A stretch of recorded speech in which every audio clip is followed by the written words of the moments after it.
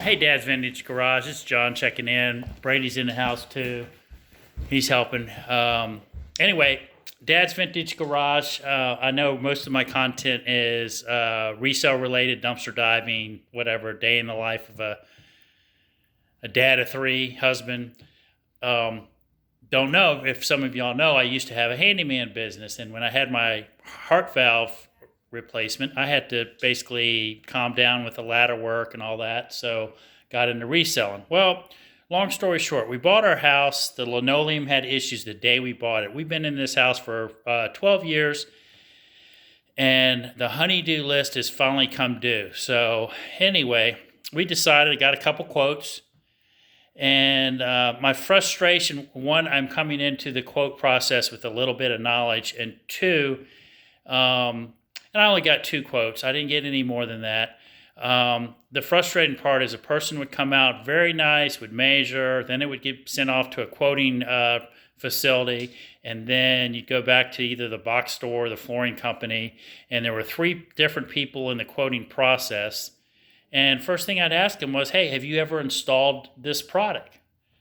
And the answer was either no, or I watched a video. And a couple of my concerns were things, I said, I'm just a little bit dangerous because I have installed some floors before, that I'm going to be picky about it. If I'm going to be putting out, we're talking about $5,000, $6,000 of flooring, materials, labor, I want the job done, right. And I was talking about flush cutting door jambs, and I disagreed with having to put a threshold or a transition in every doorway, pantry, bathroom, laundry room. Answers like, or the answers, oh, well, we'll just put the buy the transitions and have them there, but if they don't use them, just bring them back. I didn't even want them in my house because I don't want them to install them. So after about a month, two remeasurements, two different flooring companies, and the square footage measurement was, I think, 150, 200 square feet difference, even after the extra 10% for waste. I finally just said, I'm going to get a buddy of mine. We're going to knock it out. Well, doing that, and then you're like, if you're not used to doing this work, it's gets kind of tough. So anyway, I'm rambling, but I wanted to tell you, you can do it. I'm doing it. So here's what started the whole process. I'm going to do through that floor right there. The linoleum has been like that for 10 years. So long story short, we ended up, we're doing the kitchen, and then this area over here, and the shadows from the sun are coming in, but this was all carpet. And so this was another process. The quote, the guy was tearing up carpet, going to put Luan in here, and then tear out the Luan in the kitchen. And the reason I had to put the Luan down is basically to raise it up to match the level that was in the kitchen. So there's the little transition I've got, and it's got a little bit of variation, but not this. LifeProof product will run over that pretty nice. So anyway, clean, smooth. If you decide to do this yourself, you ripped up the carpet, the pad, you sweep, you get a vacuum cleaner, you sweep under all the baseboards, you sweep again, you run around, and I take that blade right there and run around the subfloor and just check for any high nails, any plaster that had dripped in the original construction, just to try to get the floor as smooth as possible. And then you start laying down the Luan. I don't know if you can see this, but I'm sitting on a chair. I hope this video is okay. I want to keep it under 10 minutes. But you always want to interlock your joints. So you've got I'm going to use my broom to point. You've got a subfloor joint here, and then the Luan joint is right there. So it's almost like you're, laying brick or something. The course is the lines never should match up. So I try to put full sheets pretty much where the high traffic areas were, and then I put half sheets or side sheets on the side. And you're going through, you're running, you're stapling. When you're gluing down, of course, you've got to have a perfect smooth surface, all your staples and all that. This, you still need to have your staples down.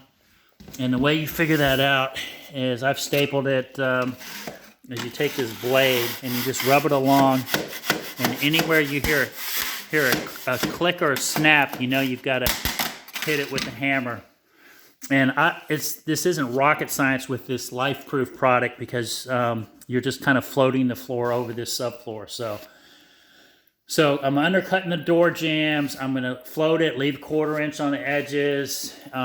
So that's what I've got going on there. Another tip on here is all these tracks on this product, you got to keep them super clean. Any of them that get bent, like, I don't know if you can see this. There's a little imperfection right there in the track, and I would probably cut that out with my X-Acto knife or Olfa knife. This is a good tip right here. This is the hot heavy duty industrial Olfa knife. You can get those at Home Depot, Lowe's. But those smaller knives, man, they'll wear you out. This is a big, nice utility knife. And I found a lot of the employees didn't even know what this was or what the brand name was. This knife is, I bet, treated myself to an Olfa EH-1. And it's some heavy duty, thick snap blades, but it's nice. So I look in this box here and I'm telling you to trim the edges off. And you see those edges that got bent? That's how I bought it from the store. This was my first box that I was just kind of bringing it home to make sure Mama Bear approved of the color and all that. Those will not install properly, so you've got to trim the corner. Now let me see. I'll show you a corner that I trimmed on this other one. You see that? Where I kind of just took that corner off?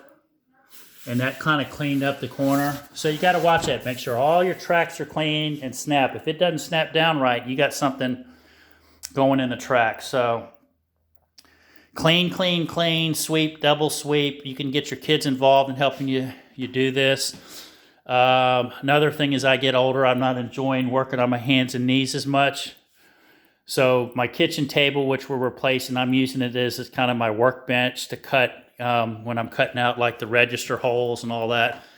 I ended up cutting those side cuts on my table saw, and then the end cuts I use my Olfa knife. But just take your time, do it right, especially because you're going to take pride in your work. So I apologize for the rambling.